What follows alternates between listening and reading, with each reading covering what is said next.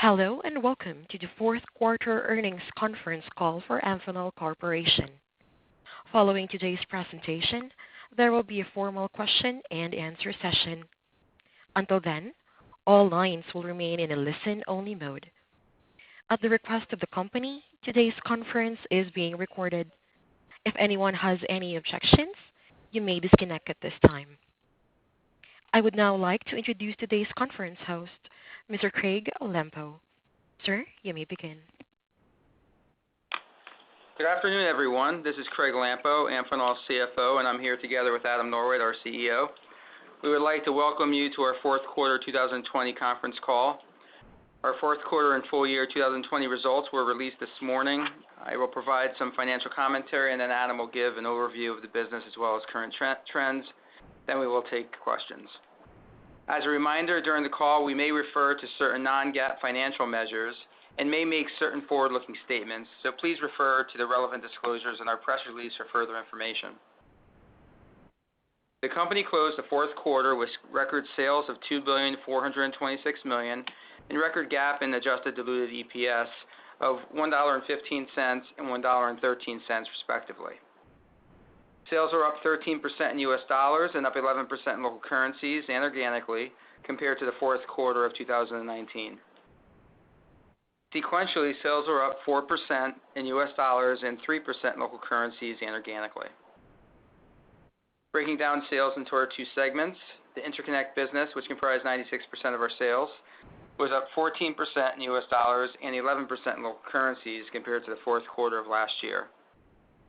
Our cable business, which comprised 4% of our sales, was down 4% in U.S. dollars and 2% in local currencies compared to the fourth quarter of last year. For the full year 2020, sales were $8,599 million, which was up 5% in U.S. dollars, 4% in local currencies, and 2% organically compared to 2019. Adam will comment further on trends by market in a few minutes. From a segment standpoint, in the interconnect segment, margins were 22.5% in the fourth quarter of 2020, which increased from 22.0% in the fourth quarter of 2019 and 22.4% in the third quarter of 2020. In the cable segment, margins were 10.3%, which increased from 10% in the fourth quarter of 2019 and decreased from 10.7% in the third quarter of 2020.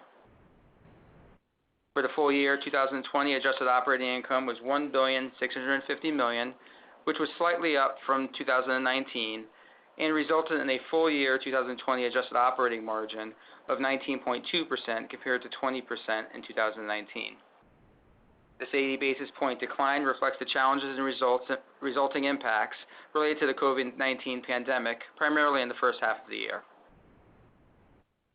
Given the unprecedented challenges we saw this year, we are extremely proud of the company's performance. Our team's ability to effectively manage through this crisis is a direct result of the strength and commitment of the company's entrepreneurial management team, which continues to foster a high-performance, action-oriented culture, which has enabled us to capitalize on opportunities and maximize profitability in an uncertain market environment.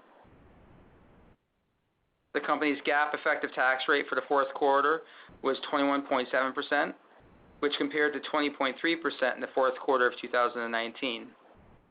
On an adjusted basis, the effective tax rate was 24.5% for both the fourth quarter of 2020 and 2019.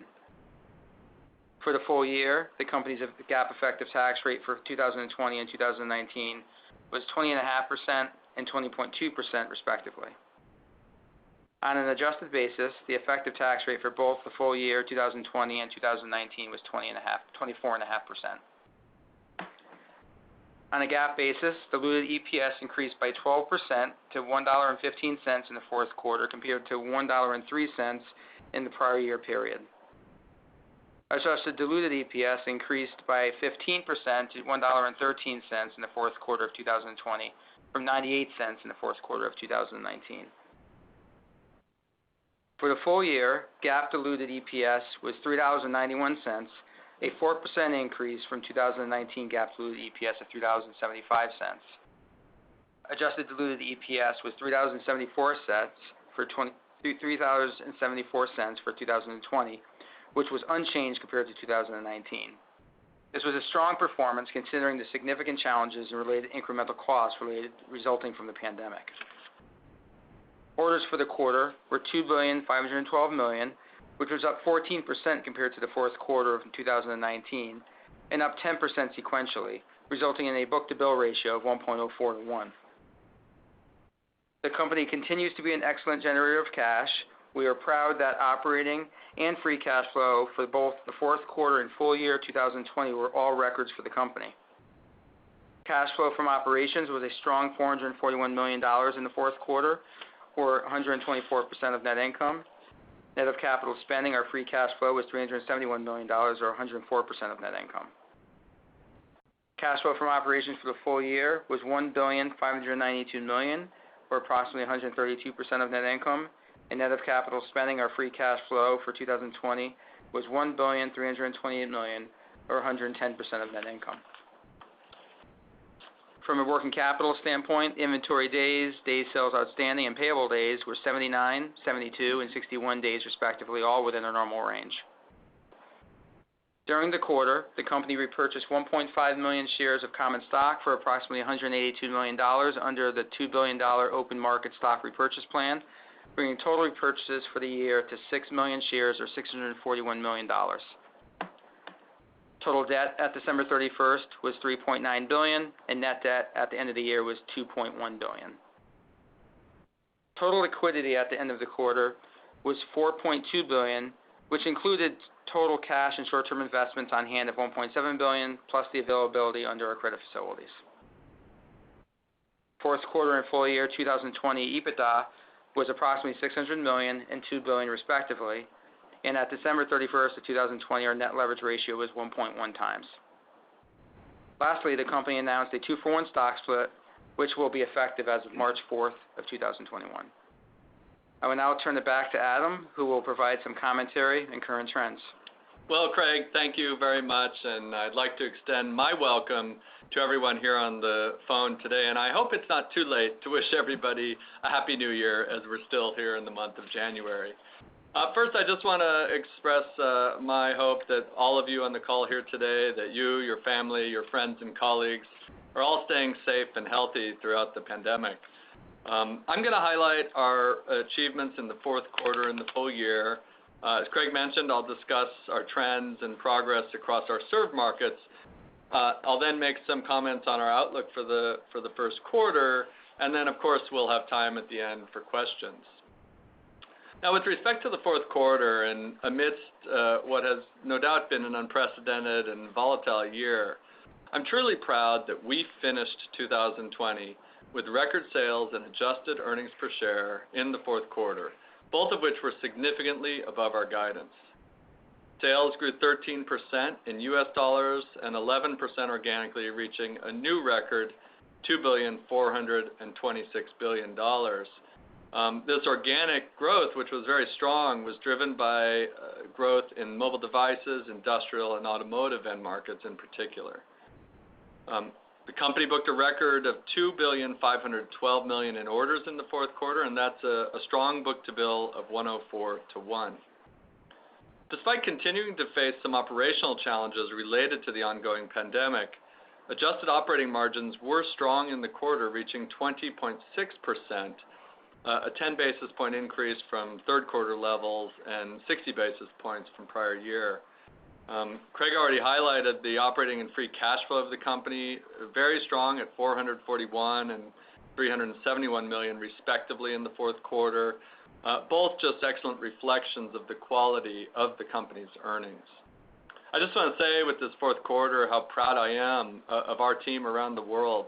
And our results this quarter once again reflect the discipline and agility of our entrepreneurial organization as we continue to perform well amidst an environment that still has continued challenges.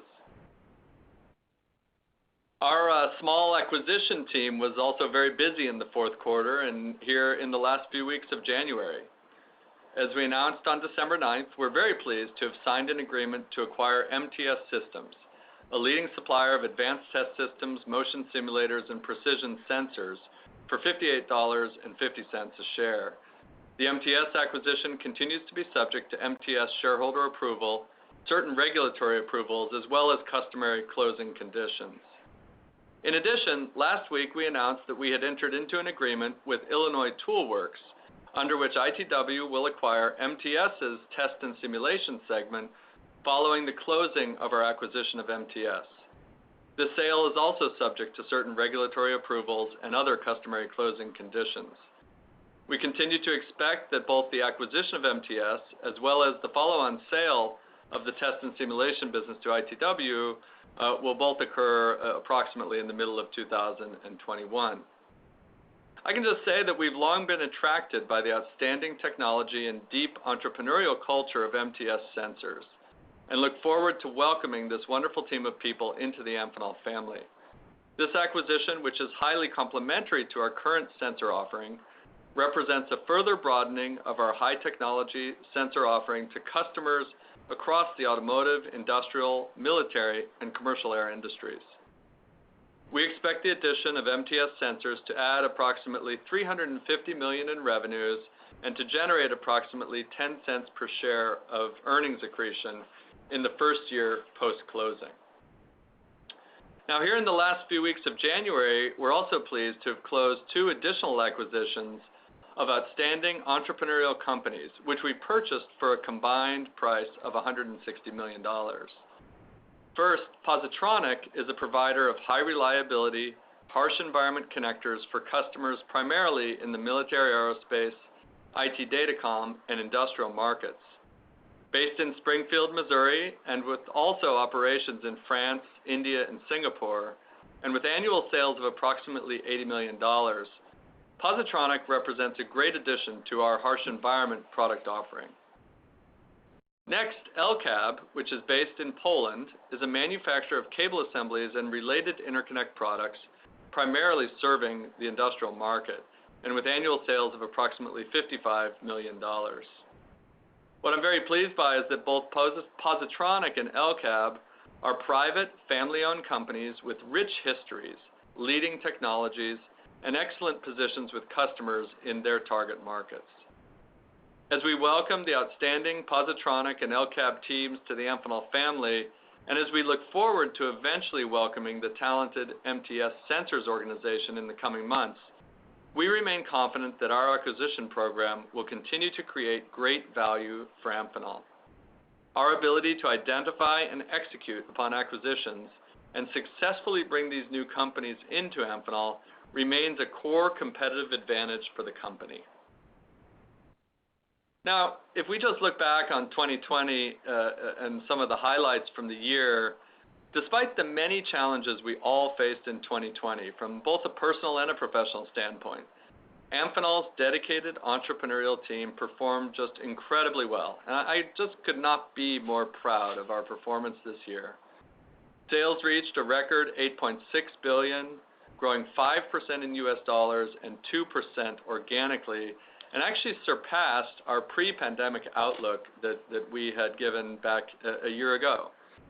Our full-year adjusted operating margins of 19.2% did decline 80 basis points from prior year, but this decline was due to the significant cost challenges we experienced in the first half of 2020, after which our team was able to return to more typical profit levels in the second half. And that enabled us to achieve adjusted diluted EPS of $3.74, which was the same level as we achieved in 2019. No question, an impressive result given the circumstances. We generated record operating and free cash flow of $1,592 and $1,328 million, respectively, excellent confirmations of the company's superior execution and disciplined working capital management, even in these most unprecedented of times. Our acquisition program remains strong despite the challenges related to the pandemic, with 2 new companies added to the Amphenol family in 2020, EXA, Thermometrics, and On, as well as Positronics and LCAB here in January, and the signing of MTS that we already discussed. These acquisitions expand our position across a broad array of technologies and markets, while bringing outstanding and talented individuals into the Amphenol organization. We're particularly excited that these acquisitions represent expanded platforms for the company's future performance. In addition, in 2020, we bought back over 6 million shares under our buyback program and increased our quarterly dividend to 16%. And as Craig mentioned, we're announcing today a 2-for-1 stock split of the company's shares. So while the overall market environment in 2020 was highly uncertain, our agile entrepreneurial management team is confident that we have built further strength from which we can now drive superior long-term performance. Now, turning to the trends and our progress across our served markets, I would just comment that we remain very pleased that the company's balanced and broad end market diversification continues to create value for the company, with no single end market representing more than 22% of our sales in the year 2020. We believe that this diversification mitigates the impact of the volatility of individual end markets.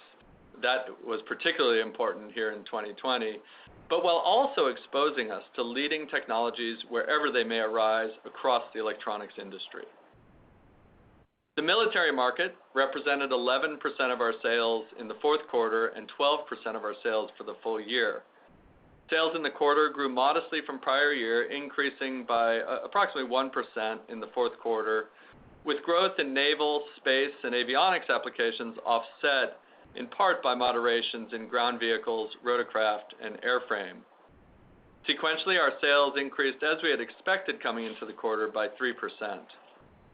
For the full year 2020, our sales grew by 3% in US dollars and 2% organically, reflecting our leading market position and strong execution across virtually all segments of the military market, offset in part by the impact of the pandemic-related production disruptions that we experienced in the first half of 2020.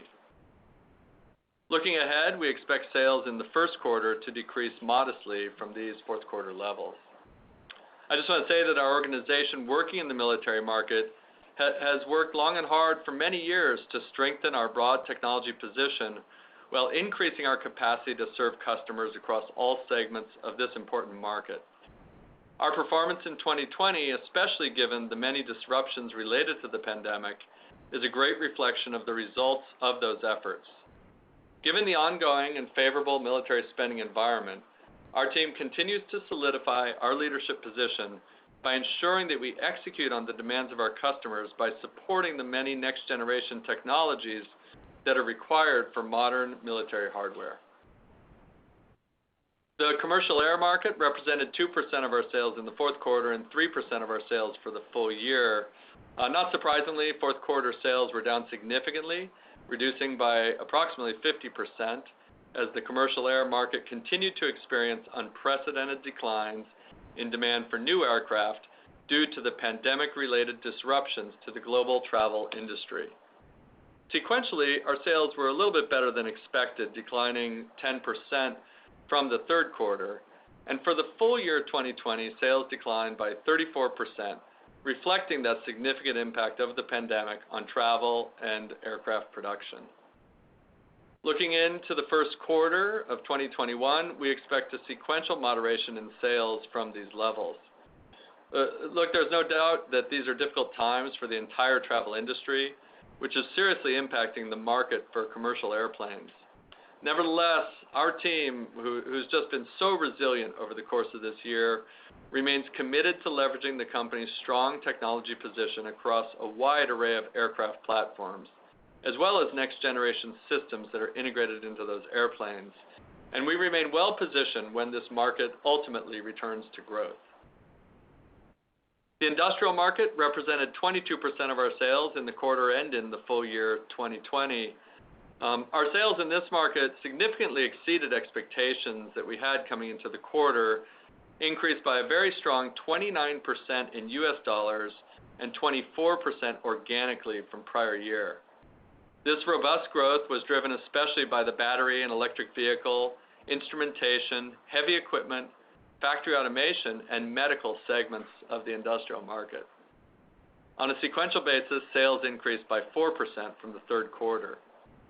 We're really pleased with our results in industrial for the full year, with sales growing 15% in US dollars and 11% organically, as we saw strong demand in really those same markets, battery and EV, instrumentation, heavy equipment, also alternative energy, and of course medical, which was a very strong segment in the year. Looking into the first quarter, we expect a slight moderation from these strong fourth quarter sales levels. I'm truly proud of our team working in the industrial market, whether enabling the growth in volumes of a wide array of medical equipment or managing through significant increases in demand for semiconductor capital goods and next-generation batteries. Our global organization has reacted quickly to ensure that our customers are fully supported regardless of the many operational challenges that have arisen during the pandemic. The automotive market represented 20% of our sales in the fourth quarter and 17% of our sales for the full year 2020. Sales in this market were also much stronger than we had expected coming into the quarter, with revenue growing by 24% in U.S. dollars and 19% organically in the fourth quarter.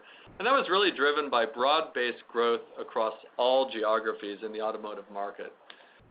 Sequentially, our automotive sales increased by a very strong 22% as we continued to benefit from the broad recovery in the global automotive market. For the full year 2020, our sales declined by 6% in U.S. dollars and 8% organically, and that really reflected the significant challenges and factory shutdowns experienced by the auto industry in the first half of the year related to the pandemic, but was partially offset by our strong recovery that we drove in the second half. Looking into 2021, we do expect a sequential moderation from these high sales levels in the first quarter. Look, no doubt about it, the automotive industry faced one of the most difficult periods in recent memory during the first half of 2020, in particular in the second quarter, and that was followed by an unexpectedly robust recovery here in the second half. I'm just so proud of our team working in this important market, who has clearly demonstrated their agility and resiliency through these most turbulent times, and thereby secured the company's position with our customers across the automotive market. Regardless of this most dynamic of years, we have continued to expand our range of interconnect, sensor, and antenna products, both organically and through acquisitions, to enable a wide array of onboard electronics across a diversified range of traditional fuel and electric-powered vehicles made by auto manufacturers around the world. This consistent strategy will continue to benefit us long into the future. The mobile devices market represented 18% of our sales in the fourth quarter and 15% of our sales for the full year. Our sales in the quarter to mobile device customers increased by a much stronger than expected 32% from prior year, with strength in all product types, but particularly in wearables and laptops. Sequentially, our sales increased by 15%, and that was driven by higher sales to smartphones and wearable devices. For the full year 2020, sales in the mobile devices market increased by a very strong 16%, as we continued to benefit from our agility in reacting to changes in demand in this dynamic market. For the full year, we saw particularly strong sales growth in products incorporated into laptops, tablets, wearables, and other accessories, as well as production-related products, and that was offset in part by a slight moderation of sales of products incorporated into smartphones. Looking into the first quarter, we anticipate a typically significant seasonal sequential decline of approximately 40%. While mobile devices will always remain one of our most volatile of markets, our outstanding and agile team is poised as always to capture any opportunities for incremental sales that may arise in 2021 and beyond. Our leading array of antennas, interconnect products, and mechanisms continues to enable a broad range of next-generation mobile devices, all positioning us well for the long term. The mobile networks market represented 5% of our sales in the quarter and 6% of our sales for the full year 2020. Sales in the quarter decreased from prior year by 8% in U.S. dollars and 9% organically, with declines in sales to both equipment manufacturers as well as operators. Sequentially, our sales did increase by a bit less than we had expected, 12%. For the full year 2020, sales declined by 16% from prior year, which reflected the impact of the U.S. government restrictions on certain Chinese customers that had been imposed in 2019, as well as other impacts related to the COVID-19 pandemic. Looking ahead, we expect sales in the first quarter to increase from this quarter's levels as operators expand their investments in next-generation mobile networks. Regardless of the challenging demand environment in the mobile networks market in 2020, we're confident in the company's long-term position in this important and exciting industry. Our team continues to work aggressively to expand our opportunity with next-generation equipment and networks. And as customers ramp up investment of these advanced systems, we look forward to benefiting from the increased potential that comes from our unique position with both equipment manufacturers and mobile service providers around the world. The information technology and data communications market represented 18% of our sales in the quarter and 21% of our sales for the full year 2020. Sales in the quarter were stronger than expected, rising by 3% in U.S. dollars and 2% organically from prior year, as stronger sales of networking equipment and server-related products were offset by lower sales of storage-related products. Sequentially, our sales declined by 8% from our very robust third quarter. We're very pleased with our performance for the full year for IT Datacom, with our sales growing a very strong 15% in U.S. dollars and 11% organically, as we capitalized on increased demand from our OEM and service provider customers as they work to accelerate bandwidth capacity expansions, in particular to support home-based work, school, and entertainment. Our team working in support of these customers has clearly distinguished themselves this year, reacting quickly to capitalize on unprecedented demand for our industry-leading high-speed and power products. At the same time, we've not slowed down our efforts to further develop that broad range of leading interconnect products in support of data communication networks around the world. Looking into the first quarter of 2021, we expect a typical seasonal moderation of sales here in the quarter. But nevertheless, we remain very encouraged by the company's strong technology position in the global IT Datacom market. Our customers around the world continue to drive their equipment to ever higher levels of performance in order to manage the dramatic increases in bandwidth and processor power. In turn, our team remains singularly focused on enabling this continuing revolution in IT Datacom. The broadband communications market represented 4% of our sales in the quarter and 4% for the full year. Sales increased by 3% in the fourth quarter from prior year, driven by stronger demand for home installation-related equipment from our broadband operators. On a sequential basis, sales decreased as expected by 9% from the third quarter. For the full year 2020, sales were flat, and that's despite the significant disruptions to production and demand that we experienced in the first quarter, offset by the accelerated investments in support of bandwidth later in the year. Looking into the first quarter, we expect sales to moderate from these levels, and we remained encouraged by the company's position in the broadband market. With our expanded range of products, together with strong relationships with customers around the world, we look forward to benefiting as operators increase their network investments in the future. Now, just to summarize, there's no question that 2020 was one of the most challenging years we've all experienced. But in the face of these challenges, I am just so proud of the entire team of Amphenolians around the world who have managed extraordinarily well throughout the pandemic and the related disruptions to the economy. Through our dual-pronged approach of growing both organically and through our acquisition program, the company continues to expand our market position while strengthening our financial performance. Amphenol's superior performance is a direct reflection of our distinct competitive advantages, our leading technology, our increasing position with customers across our diverse end markets, a worldwide presence, a lean and flexible cost structure, a highly effective acquisition program, and I can say most importantly in this pandemic-impacted 2020, an agile and entrepreneurial management team. Now, turning to our outlook, and regardless of our strong performance in the fourth quarter, there still remains significant economic uncertainties related to the COVID-19 pandemic. Accordingly, we will not be providing full-year guidance at this time. Assuming no new material disruptions from the pandemic as well as constant exchange rates, for the first quarter, we now expect sales in the range of $2,120 million to $2,180 million, and adjusted diluted EPS in the range of 90 cents to 94 cents.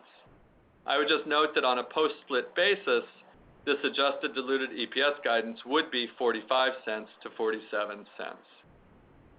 This guidance represents sales growth in the first quarter of 14 to 17% year over year, and adjusted diluted EPS growth of 27 to 32%, again, compared to the first quarter of 2020. I remain confident in the ability of our outstanding management team to adapt to the continued challenges in the marketplace and to capitalize on the many future opportunities to grow our position and expand our profitability. Our entire organization remains committed to delivering strong financial results, all while prioritizing the continued safety and health of each of our employees around the world. Most importantly, I'd like to take this opportunity to thank the entire Amphenol team for their truly heroic efforts here in the fourth quarter and throughout the entirety of 2020. And with that, operator, we'd be very happy to take any questions that there may be.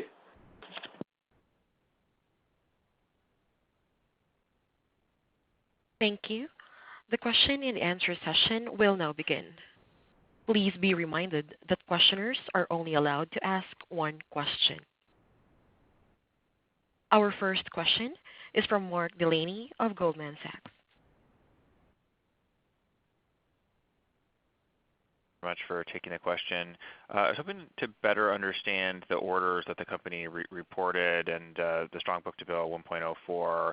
To what extent do you think those orders are to help serve true end demand? And do you think any of the orders that the company is receiving are potentially customers placing longer dated backlog because of some of the supply chain challenges that have really impacted semiconductors, but perhaps is impacting orders to electronics companies more broadly, potentially including Amphenol, or any other factors that may be influencing the orders other than some of the more typical drivers like increasing content per unit? Thanks. Thanks so much, Mark. Look, customers place orders to us, and we can't always exactly pinpoint, what the demand is, except we know that when they tell us they want the product. And I wouldn't tell you that we've seen any dramatic lengthening of lead times or longer dated orders per se. You mentioned the widely reported discussions around semiconductor availability in a variety of markets. I think our customers are pretty smart, and while they may be chasing lots of semiconductors or trying to put orders on those kind of products, they know that our products are available for them, and we haven't disappointed them throughout this year, even with the disruptions early in the year, even with the significant increases in certain of our markets in the second half. So I wouldn't necessarily say that customers are lumping us into that kind of semiconductor category. I think that customers are looking to us, no question about it, on the basis of the fact that we were there for them when they needed us most. In particular, as many of our customers coming out of the pandemic had some parts of their supply chain which still had a lot of disruptions. And the excellent job that our team did in recovering from those disruptions, whether that was early on in the year, with bringing all of our factories in China back to full production, substantially earlier than many, or continuing in through later part of the year with the recoveries that we saw, for example, in automotive, in industrial and other markets. So I think that our team is doing a good job of making sure that we get more than our fair share of our customers' bandwidth and orders, and we're going to keep driving for that. Thank you. Our next question is from Amit Daryanani of Evercore. Yep. Thanks for taking my question. I wanted to follow up on what Mark was talking about, and maybe more specifically, Adam, on the industrial and automotive, kind of the non-tech markets where growth rates have been extremely strong. I think the concern is starting to become that, are we starting to overship versus end demand? And certainly 24% organic growth is much better than what the underlying end demand is. So just on those two segments, I'd love to understand, how does one get conviction? How do you get conviction that a strong first half may not result in a bigger correction the half of the year? Yeah, I mean, look, it's a fair question, Amit. I think we had just outstanding performance in the fourth quarter in both of those markets. As you know, 29% and 24% organic growth in industrial, 24% in 19, respectively, in automotive. I think that we are outperforming by any measure, I would say, the various markets. But does that mean that they're taking our product and putting it on the shelf? No. I mean, we don't see that whatsoever. But at the same time, there is still uncertainty in the marketplace. We're not giving guidance for the full year. We have done an outstanding job of supporting our customers when they needed us in the ramp up after the various disruptions. And, regardless of what happens in end demand, I believe that our position with customers is stronger than ever. Now, I should also mention that whether it's in industrial or in automotive, and obviously industrial has a lot of different segments within it, we see continued content gains in both of those areas, which are greater than just the end unit demand. And that's the trend of adoption of electronics into all types of systems, all types of equipment, all types of products. And if anything, we've seen that adoption accelerate over the course of this year for a variety of reasons. And, much has been reported about the acceleration, for example, of electric drivetrains in cars, where we benefited greatly for that. But we've seen a lot of very similar dynamics across the multiple segments within the industrial market. So, look, what does this mean for the second half of 2021? Again, we're not giving guidance for the year. There's a lot of uncertainty related to the pandemic, but I think our position with our customers is stronger than ever before.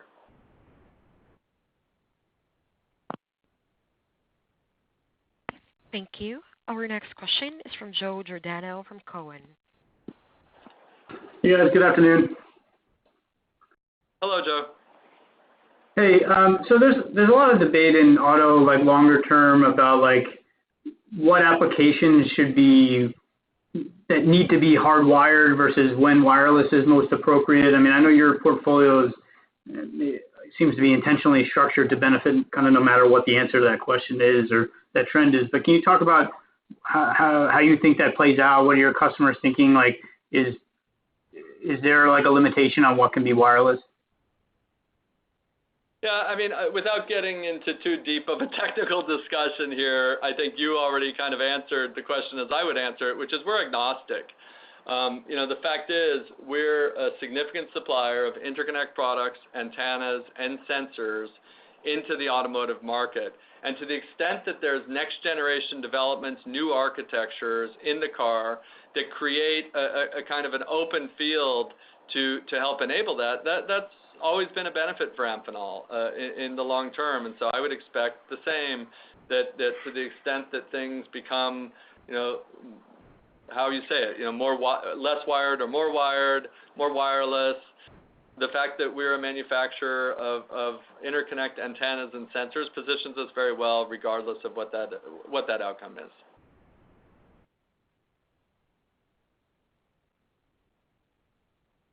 Thank you. Our next question is from Craig Hettenbach from Morgan Stanley.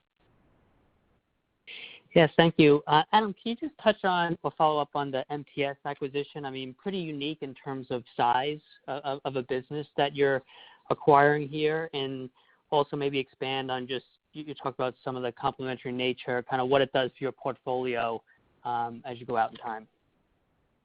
Yeah, thanks very much, Craig. I mean, look, I think the only thing that I would say is really unique about MTS is the fact that it's a public company. It's our first public company acquisition. But, in terms of scale of the acquisition, you'll recall that we made the acquisition of FCI. I think it's been, Craig, 6 years or so. since that acquisition. And at the time when we were a substantially smaller company, FCI was about a $1.2 billion purchase price, and this is 1.7, less the proceeds from the test and sim business. So I wouldn't say that the size is unique, but the process is a little bit more unique with the public company process. And then, with the strategic review that we did that ultimately resulted in an outstanding outcome of us negotiating together with Illinois Toolworks, or ITW, the disposition of the test and simulation segment to ITW. And ITW is just an outstanding company. MTS is an outstanding company, and you know how we feel about Amphenol. So I think this is just three really outstanding companies ending up in a real win-win-win for all parties, whether that's the shareholders of MTS, whether that's Amphenol, or whether that is, in fact, ITW. From our position, the MTS sensors business, which is what ultimately attracted us to MTS, it is just extraordinarily complementary. I mean, I'd say virtually no overlap with our own sensor offering, extremely harsh environment products used in a variety of really high technology applications. These are sensors that are used in force and vibration, pressure, position, really at the highest level of reliability, with also complex interconnect systems associated therewith. And so when we talk about the complementary aspect of the MTS Sensors business, it is really just that uniquely complementary set of products across the end markets where we're very excited by. And then you add to all of that just a wonderful, wonderful management team across the business. And by the way, all of MTS, we've just been so impressed with the people at MTS. But particularly with the MTS Sensors team, we're just so excited by this entrepreneurial organization, and it's a team that we've known for a long time. This was not a kind of last-minute thing here, far from it. We've known this organization for a very long time, and we're very excited, subject to the shareholder approval, subject to the regulatory and other closing conditions. We're very excited one day to welcome them into the Amphenol family.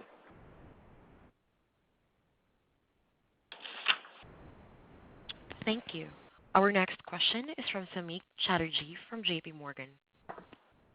Hi, thanks for taking my question.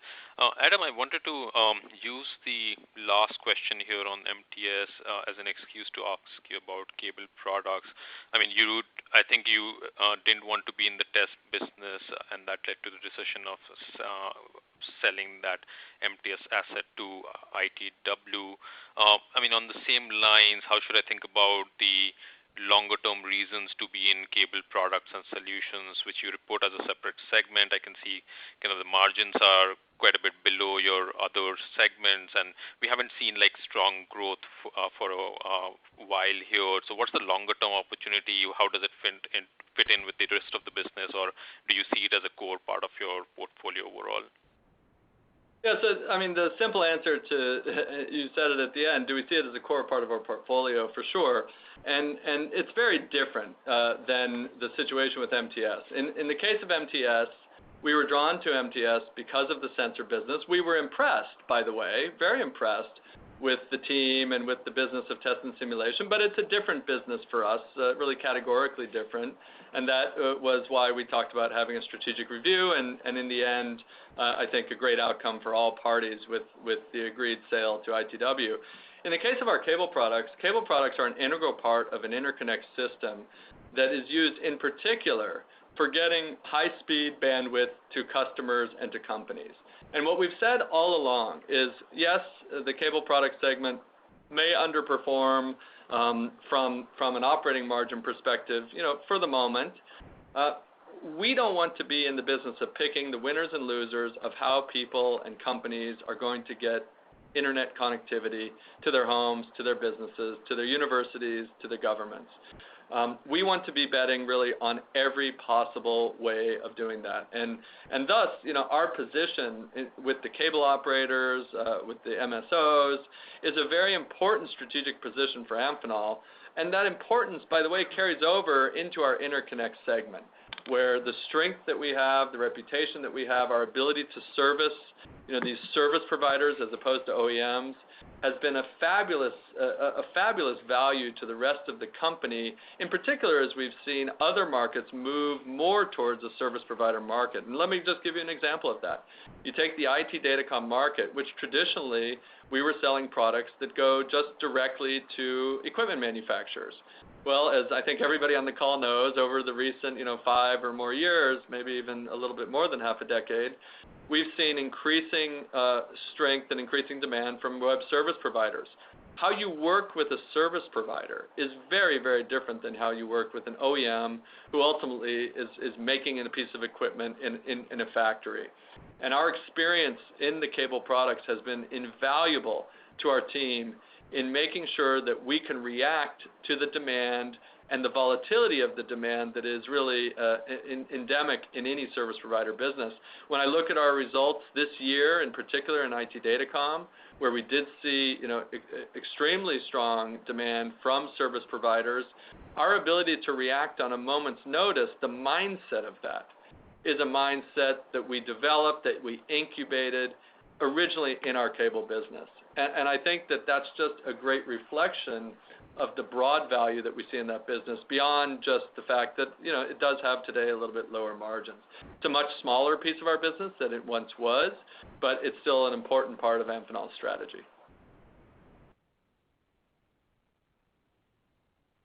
Thank you. Up next for question is Nick Todorov from Longbow Research. Yeah, thanks. Hi, Adam. Hi, team. I want to touch upon the outlook on the mobile device. Adam, I think you mentioned seasonal about down 40%.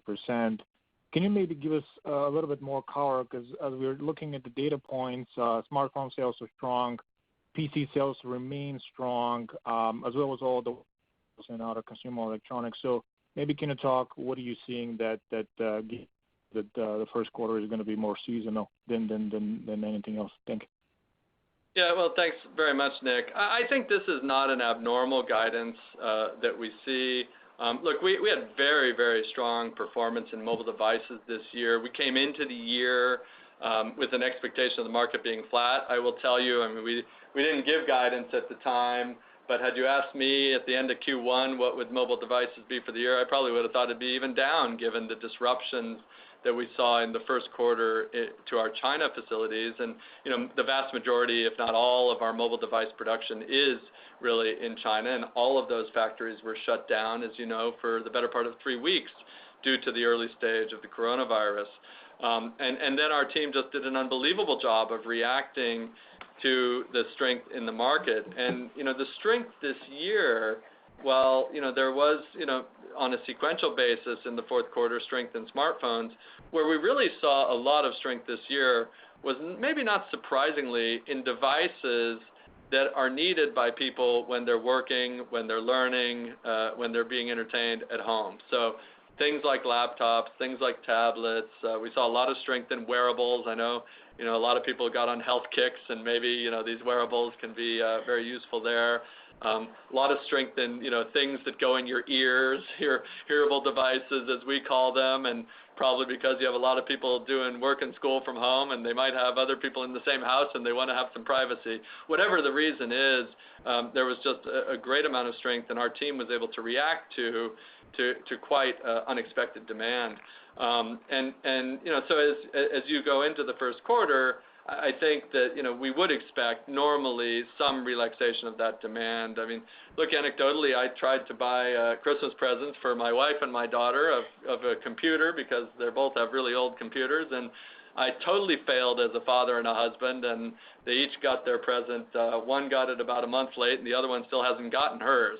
So, there was a real demand back in the fourth quarter in particular for these devices, and I think we wouldn't expect such a continuation here in the first quarter.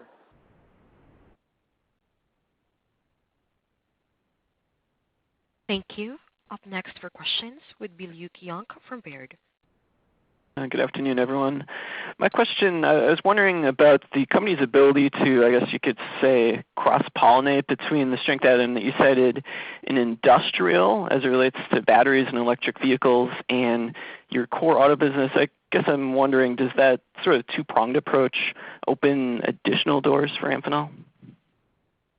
Yeah, it actually looks great question. The simple answer is yes. Our team working in industrial, our team working in automotive, and there's a lot of crossover, by the way, in those teams. There's an enormous amount of interaction from a technology, from a customer perspective, to ensure that we're maximizing our position with customers, whether they're making, an electric bus or an electric sports car. And so that interaction, as you call it, cross-pollination, we call it inside Amphenol collaboration, is something that we're doing all the time. And that's collaboration from a product development, making sure that we're bringing a full suite of products to customers in each of those markets, and really capitalizing on that trend of electrification that we're seeing, again, not just in automotive, but we're seeing that trend very significantly in the industrial market as well. And I'd say that when you look at our performance in both of those end markets, which we talked about with one of the earlier questions, it's not totally coincident that we're seeing those strong content growths in both of those markets, some of which is being driven by this trend of electrification.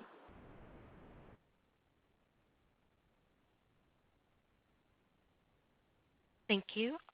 Next for our question is Wamsi Mohan from Bank of America. Yes, thank you. Adam, if we step back a couple of years over here, company was operating north of 20% operating margins. You're slightly below that, embedded in your guidance over here on slightly higher revenues versus 1Q19. Clearly, these are unprecedented times. There's been a lot of cost inefficiencies that have crept in because of COVID. Can you maybe characterize if that is the reason why the margins are where they are? Clearly very strong in the face of what has actually transpired, but still below a couple of years ago. And I'm wondering if, you could help us think through what the reasons are, if it is truly COVID inefficiencies, and if it is, how large are these and how long do you expect them to persist, after which we should start to see sort of back to historical levels of margin? Yeah, Wamsi, thanks for the question. I think if you look back, the first quarter of 19, we were certainly operating at, very strong profitability at that point. Honestly, and we finished the fourth quarter at very strong profitability levels. So I guess I wouldn't necessarily just kind of look back, into 19 to kind of to see a time where we're operating at strong profitability levels. If you look at the fourth quarter, we already reached 20.6% here in the quarter. We certainly still see some disruption related to the pandemic, and that's certainly embedded, in those numbers, maybe slightly offset by some other benefits we have and things like T&E. So, I think I said last quarter that, we kind of see a relatively neutral impact in the second half of the year. As we kind of go into the first quarter, our guidance really reflects, I would say a sequential seasonal decline, and we talked about approximately 10% kind of seasonal decline in sale, and that does, as you mentioned, kind of imply a conversion rate maybe slightly higher than our normal 30% downside, which would maybe get to the profitability level in the 19 kind of a little above 19% range. So I think that that's probably the basis of your question. I wouldn't say this conversion certainly isn't so significant, given the level of sequential decline we're seeing kind of going into the first quarter. In addition, combined with the continued challenging kind of cost environment, we are seeing still COVID-related inefficiencies And I think that the company's really done a great job thus far, as you saw in 2020, of dealing with those inefficiencies and really, snapping back in a profitability level. But we are seeing a little bit of a decline going into the first quarter from a sales perspective, which is going to have some impact. And I think the team has done a great job dealing with that, and we'll continue to deal with that. And so I'm real proud of kind of where we ended up in 2020, and I have no doubt that we'll get back to those levels. The other thing that's happening in the first quarter, certainly is the acquisitions we just closed on here in January are having some small effect on a conversion if you look sequentially into the first quarter.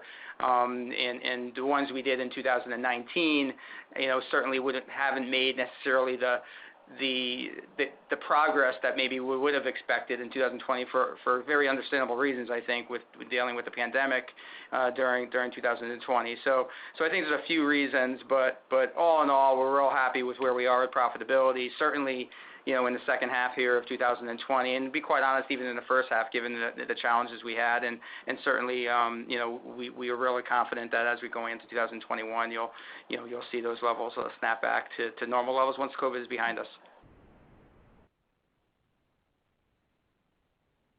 Thank you. Up next for questions would be David Williams from Loop Capital. Hey, good afternoon, and thanks for letting me ask a question. But just want to touch a little bit on the automotive market maybe and what your outlook is there. I know you're not providing full year guidance, but if you're kind of thinking about the automotive market in terms of the total growth this year, and then maybe the mix of EV versus the traditional vehicles, what are your thoughts around that perhaps? Yeah, I mean, you said it, David. We're not giving an outlook for the year. I couldn't actually quote for you exactly how much of our business is related to EV versus traditional. I don't have the numbers close at hand.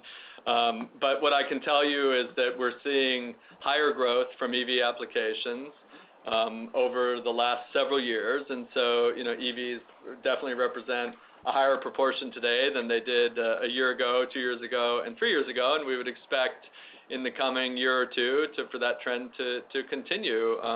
As these EVs, not only do they tend to have potentially a little more content, but the nature of the content can be more attractive and more interesting for a company because of the high reliability, the harsh environment, the high power aspects of those vehicles.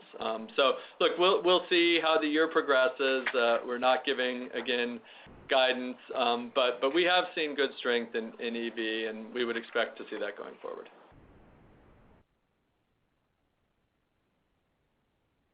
Thank you. Up next for question would be Chris Snyder from UBS. Thank you. I have a follow-up on auto. Can you talk a bit about the EV versus ICE competitive environment? Are you seeing new entrants just given the different product mix and high voltage focus? And conversely, does this shift carry any implications for maybe some of the smaller competitors who could struggle to invest in EV solutions, at least in the early days? And I just ask because the company's outperformance on the auto side has been very strong the last couple of quarters, and I just wanted to see if there are any share shifts going on. Yeah, I mean, look, I don't know specific share shifts. What I do know is we're outperforming the market, and so just I guess by definition, we're taking some share. And part of the reason for that is EVs, and part of the reason is other applications. Are there different competitors in an EV versus an internal combustion engine? There may be. I mean, there's different competitors for all different systems in the car. You have to remember, in our industry, there is not a monolithic competitive landscape.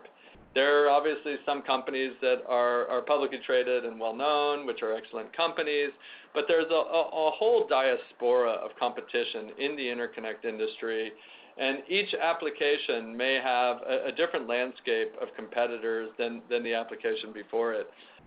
So I guess, by definition, yes, you're going to have some different competitors. I think our strength in EV, in part, stretches back to the fact that we've been making high power, high voltage connectors for really the entire history of Amphenol. That is a legacy. You would call it even a birthright of Amphenol with our military, our industrial business, and our ability to collaboratively share some of those underlying core technologies across our team, a little bit like we discussed just a few moments ago, has really positioned the company well to be an enabler of those next generation systems, which are really mission critical. So I think we're very happy to have a whole diaspora of competition across all our markets, and that includes within automotive.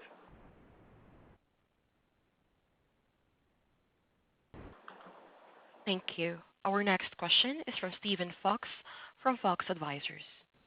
Thanks. Good afternoon. Adam, I was wondering if you could just dig into the weeds on the two acquisitions you just closed in January. You mentioned one was around harsh environments, and we know you're already a leader in that area, and then the other one was tied to cable assemblies, and we know you have a pretty broad offering there. So can you just sort of get into what attracted you to the businesses from a product standpoint? Thank you. Sure. Thanks so much, Steve. Look, these are both outstanding companies. We've known them both for a long time. I mean, the family who founded and still until we just closed recently, Positronics, I've known that family for, I don't know, a decade and a half.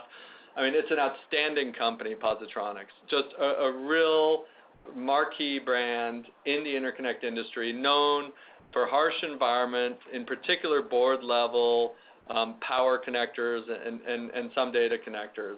These are I/O connectors. These go on the board. They're used in a wide variety of systems in the military as well as in datacom for power and industrial applications. And it's very complementary, actually. A lot of the products that they have, Positronics, they have just a real proprietary position across their customer base. And sometimes you look in admiration at the strength of a company's position because of the uniqueness of their technology, and that's something that we have done for many years with Positronics. LCAB is a little bit of a different story. LCAB, first of all, is our first company that's really fully based in Poland. Poland is an outstanding location for low-cost manufacturing with proximity to all of Europe. And they have an excellent position in cable assemblies for industrial applications, and in particular, next generation electric-powered industrial vehicles, and whether that's buses, whether that's trucks, delivery vehicles. They're also involved in marine-related cable assemblies. But what really attracted us to them is their just leading position in this sort of EV revolution, industrial EV revolution. And that's something we've done a great job of in Asia. We've done a great job of it in North America. We've done a really good job in Europe. But this accelerates our position in that electrification of industrial vehicles in Europe. And again, a fabulous team, family-owned company, great management, great products, great position. Those are the factors that we always look for in acquisitions, and I think both Positronics and LCAB deliver wholeheartedly in all those areas.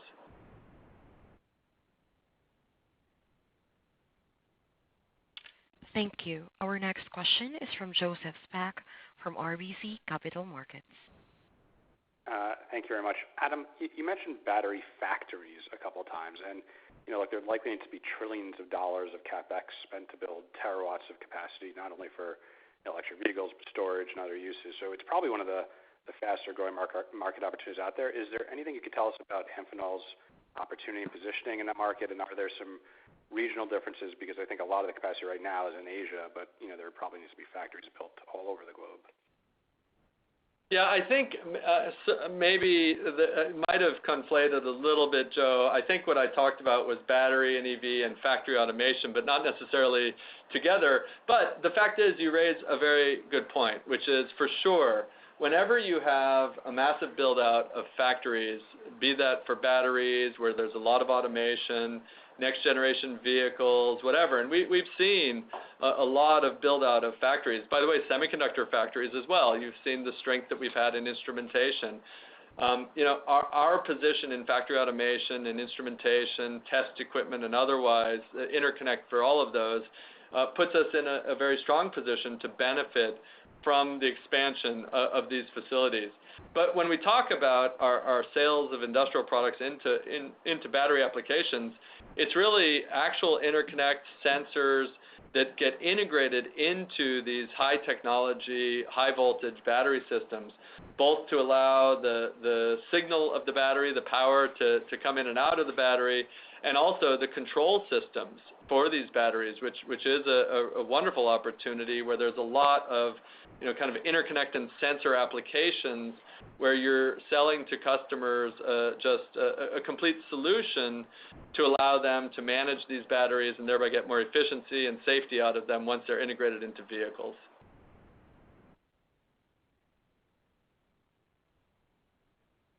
Thank you. Up next for questions would be William Stein from Truist Securities. Great. Thanks for taking my question. There's always been quite a focus on the trend to EV, but when we think about U.S.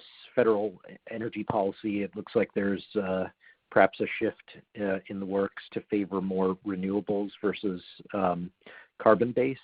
And I wonder, Adam, if you can sensitize us to the potential impact of your business. Are renewables a good market for Amphenol relative to downhole, which I understand is very harsh and typically high margin, high ASP sorts of connectors? Thank you.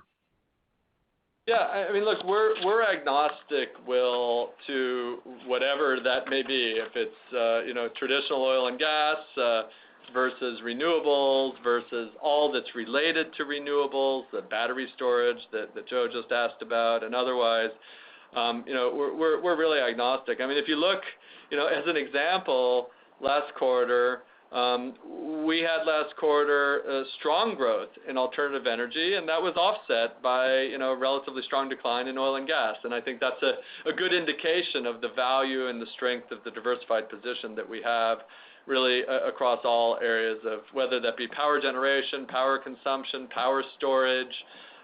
We've made sure to not place a bet on kind of one trend or another, but rather to be present supporting customers across the board. And we're still supporting our oil and gas customers for sure. I mean, that's an important market, and I don't think the world is totally detaching from fossil fuels. But if the trend is away from them, we're well positioned either way.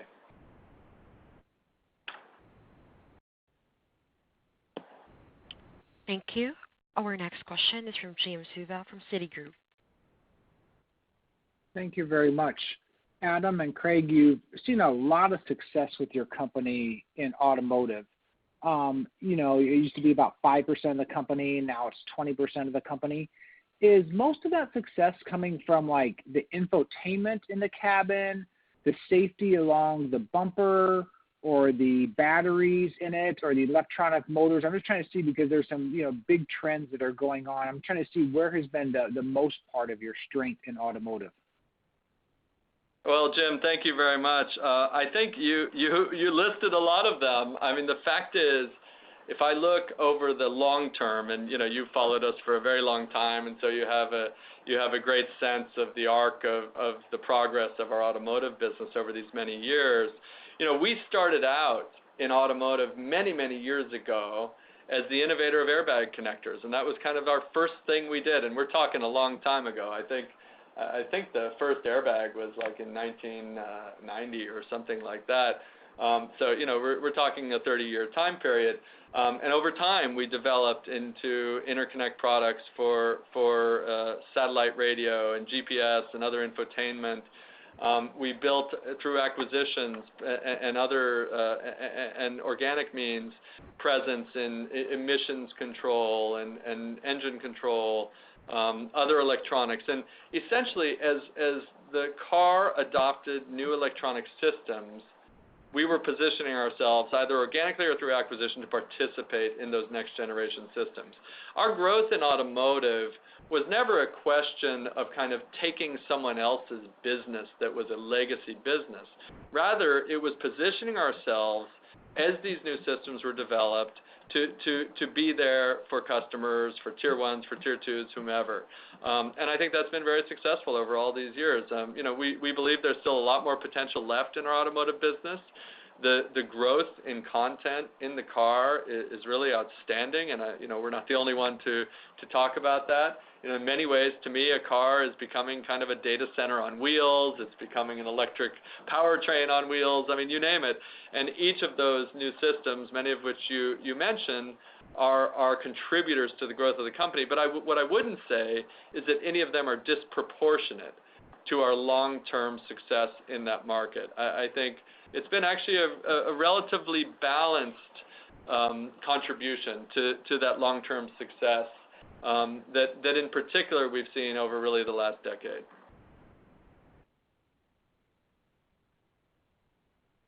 Thank you. And next question on queue would be from David Kelly from Jefferies. Good afternoon, Adam and Craig. Just wanted to ask about the industrial trajectory. You discussed and highlighted several secular opportunities. It feels like from a broad cyclical standpoint, industrial equipment seems to be ramping back up, but we're also going to be comping against some difficult medical comps through the year. So could you just talk about what you're seeing or what you do see as the biggest drivers for industrials in 2021? Yes. I mean, look, again, we're not giving guidance for 2021, but, when I look at the breadth of our performance here at the end of the year as we closed out the year and also throughout the course of the year, it's just there's no single story to the strength. I mean, yes, great performance in battery EV, great performance in instrumentation, great performance in medical. Again, I could give you a long list of the positive contributors to our industrial market. Will there be, some areas where there'll be a little bit of a tougher comparison? Obviously the second quarter was a particularly acute quarter for medical, where our team, I mean, I cannot emphasize enough how proud we were to be a contributor to the fight against COVID through our reactivity to the demand for new medical equipment, whether that be respiratory therapy devices and the sensors and interconnect products that are contained therein, whether that be hospital equipment to outfit ICUs and other patient care devices. I mean, that is something that we at Amphenol will forever be proud of, the contributions that our team made to the fight against COVID to protect lives and to enable countries around the world to have a fighting chance against this virus. And so, yeah, will there be, a little bit less maybe of some of those more acute care things? There could be, but, who knows? There was also, as many have talked about, reductions in elective procedures, which actually reduced demand for certain medical equipment in some areas too. And so maybe that has the chance to come back. I think there is not the visibility today, and thus why we are not giving the guidance for the year, for me to say, which of those segments as we go through the course of the year are going to have, the stronger or the weaker performance. But for sure, we have positioned ourselves with our customers by being there for them when they needed us most in really the most critical of time periods, such that to the extent that they have business to give, I would expect that they will give at least, if not more than our fair share to Amphenol.